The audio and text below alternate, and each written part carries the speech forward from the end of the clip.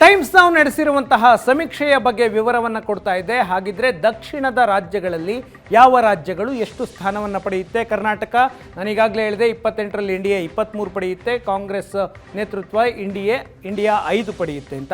ತಮಿಳುನಾಡು 39 ಲೋಕಸಭಾ ಕ್ಷೇತ್ರಗಳು ಬರುತ್ತವೆ, ಕೇವಲ 1 ಸ್ಥಾನವನ್ನು ಎನ್ಡಿಎ ಗೆಲ್ಲುತ್ತೆ ಅಂತ ಈ ಸಮೀಕ್ಷೆ ಹೇಳಿದ್ರೆ 36 ಸ್ಥಾನ DMK ನೇತೃತ್ವ ಇದೆ, ಕಾಂಗ್ರೆಸ್ ಇದೆ, ಇಂಡಿಯಾ ಮೈತ್ರಿಕೂಟ 36 ಸ್ಥಾನವನ್ನು ಗೆಲ್ಲುತ್ತೆ, AIADMK ಕೇವಲ 2 ಸ್ಥಾನ.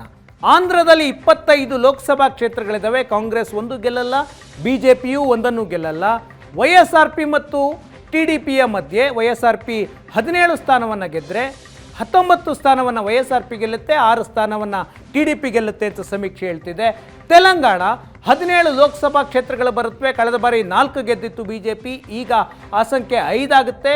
ಕಾಂಗ್ರೆಸ್ 9 ಸ್ಥಾನವನ್ನು ಗೆದ್ದರೆ ಅದರ್ಸ್ ಇತರೆ BRS ಪಾರ್ಟಿ 3 ಗೆಲ್ಲುತ್ತೆ, 2 ಮತ್ತು AIMIM 1 ಗೆಲ್ಲುತ್ತೆ ಅಂತ ಈ ಸಮೀಕ್ಷೆ ಹೇಳ್ತಿದೆ. ಇನ್ನು ಕೇರಳ 20ಕ್ಕೆ 20 ಸ್ಥಾನಗಳನ್ನು INDIA ಮೈತ್ರಿಕೂಟ ಅಂದರೆ ಕಾಂಗ್ರೆಸ್ ಮತ್ತು ಲೆಫ್ಟ್ ಗೆಲ್ಲುತ್ತೆ ಅಂತ ಸಮೀಕ್ಷೆ ಹೇಳ್ತಿದೆ. ಕೇರಳದಲ್ಲಿ BJP ಈ ಬಾರಿಯೂ ಖಾತೆ ತೆರೆಯೋದಿಲ್ಲ.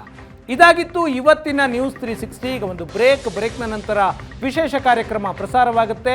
ನೇರ ದಿಟ್ಟ ನಿರಂತರ ಸುದ್ದಿಗಾಗಿ ನೋಡ್ತಾ ಇರಿ ಏಷ್ಯಾನೆಟ್ ಸುವರ್ಣ ನ್ಯೂಸ್.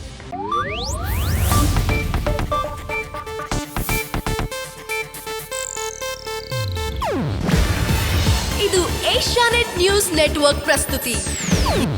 ನೀವು ನೋಡ್ತಿದ್ದೀರಾ ಏಷ್ಯಾನೆಟ್ ಸುವರ್ಣ ನ್ಯೂಸ್.